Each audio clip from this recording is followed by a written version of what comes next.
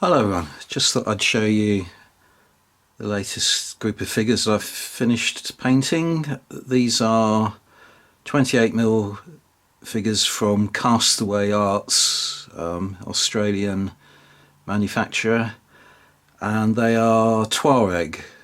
So I'm going to use these for the men who would be kings in my sort of little beau geste project, which is still ongoing.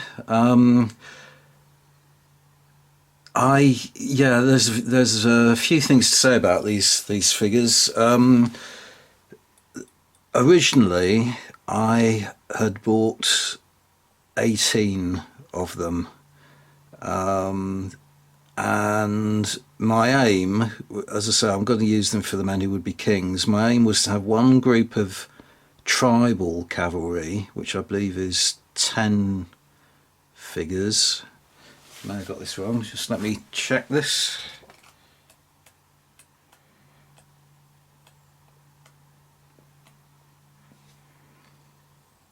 Yeah, one group of tribal cavalry with 10 figures and one group of irregular cavalry, which would be 8 figures, so 18 figures in all. Unfortunately, what happened in the transport across the world, 2 of the horses were really badly crushed, just bent over flat to the base. One of them I managed to more or less stand upright again. I'll show you it in a bit more detail close up shortly, but it still looks as though it's swooning, about to collapse, but at least it's more or less upright. But the other one just broke away from the base, legs broke off as I was trying to manipulate it, and I didn't think it was worth trying to pin it or glue it. It was always going to be a little bit unstable. So I went down from 18 horses and 18 figures to 17 horses and 18 figures. So I've got one figure painted up. Currently I don't have a horse for, but I'll be able to sort that out eventually. So what I decided to do was have 2 groups of 8 figures, so they would both be irregular cavalry. So that left me with a surplus rider and horse, and the big elephant in the room for all you purists out there will be the figure I've got at the very front here, this standard bearer. Now he's on a horse that has got the same pose as one of the other poses in the group of cavalry, but he's got completely different saddlery and so on. He's got sort of blinkers, or the horse has got blinkers on its eyes, and the saddle is quite sort of ornately decorated. So I have a feeling that horse doesn't belong in this group. So I decided what I would do is paint it up, but use one of the figures and give him a standard rather than holding a weapon in his hand. And that is the big mistake, anomaly you could call it, in that I'm pretty sure the Tuareg wouldn't have carried banners for a number of reasons. One is that they had a sort of different script. They didn't use Arabic script. Another is that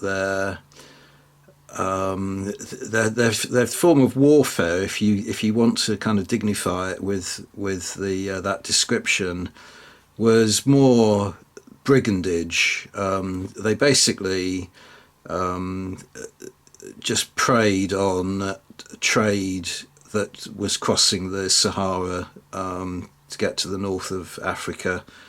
would often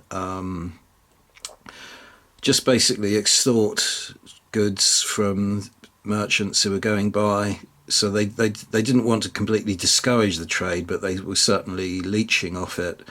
At other times they would offer themselves as guides and so on, and then lead the group that they were escorting across the deserts into traps.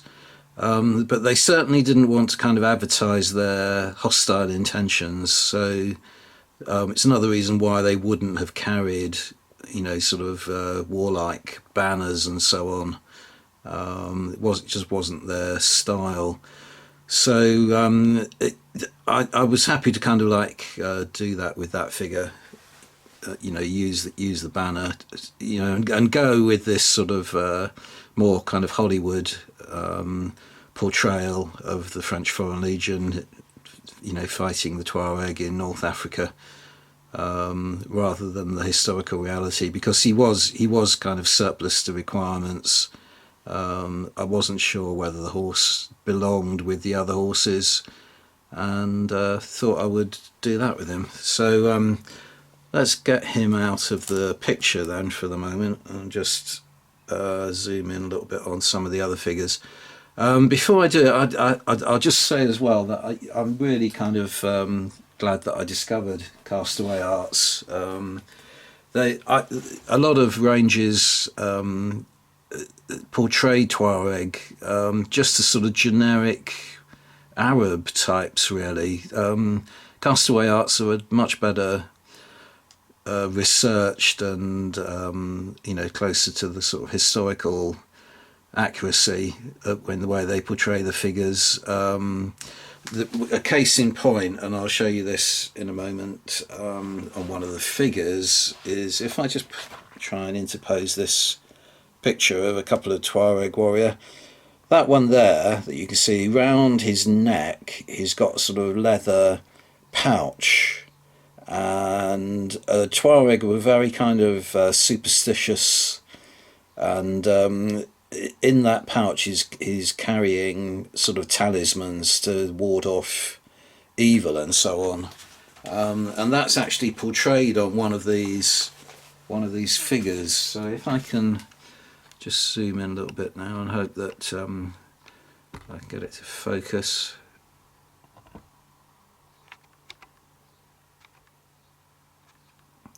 No, it's not going to very well, but you can see on that figure there, hopefully, that he has got one of those leather pouches around his neck. It's little kind of touches like that just really kind of help enhance the detail on the figures. So I'm really pleased with the way these turned out. And soon, I know I keep saying this, and it's taken me forever to get this project to completion, but I'll soon have enough figures to actually be able to play a game of the Men Who Would Be Kings. Next thing I've got to do is paint some camels. So I've got some Tuareg mounted on camels, and once I've done that, I'll have a large enough warband. So I think what I'll do, as I can't focus in very well on these figures, is just set up my turntable now and give you a close-up of some of the figures individually. Right, so this is one kind of combination. There are 3 different types of horse and 3 different types of rider. So that gives you a number of permutations, as the riders aren't attached to the horses. This particular horse is the type that had broken. It's not the particular one that I managed to repair, but you can see it's got a bit of a floppy look to it anyway. It does look a little bit like it's sort of sagging with exhaustion. I don't think that's the intention. And the figure has an open hand, so you can put the number of loose weapons come supplied, and you can choose the weapon that you want. But if you notice as he turns around, he has actually got a sword sheathed in a scabbard, so it wouldn't look terribly realistic to give him a sword in his hand, so I've chosen to give him a rifle or a musket, whatever that is. And not my favourite horse, but I think that's my favourite figure out of the group of three. And he is the one, as you can see, that's carrying the leather pouch around his neck. Right, this is another type of horse and rider. In this particular case, the hand isn't open. He comes fixed to a firearm, and I particularly like as well the horses, the way they're portrayed with these sort of they look decorative, but they're actually quite functional, sort of fringes over the eyes and so on, which would have helped keep flies and insects out of the eyes, because they would have been drawn there by the moisture of the eyes. So it helps to keep the horses from literally going blind from parasites in their eyes. So as I say, little touches like that really make the figures, I think.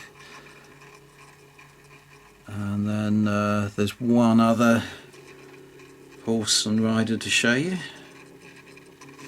Okay, so again, this figure has a sword fixed to his hand, so there's no optional kind of variations that you can make. Again, the horse is portrayed with a sort of fringe over the eyes, which I think is a nice touch.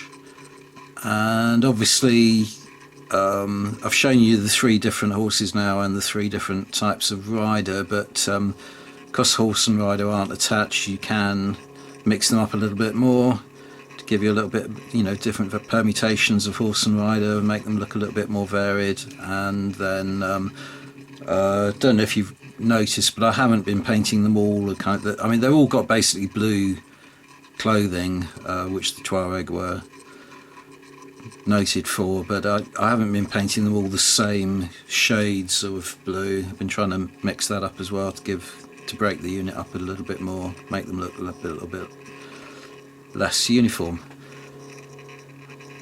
Okay, so I think the only other thing I'll show you is that rider carrying the standard, which, as I say, isn't exactly historically accurate, but it's a nice enough figure nevertheless. Right, here we are then. So this is my kind of Hollywood version of a Tuareg warrior.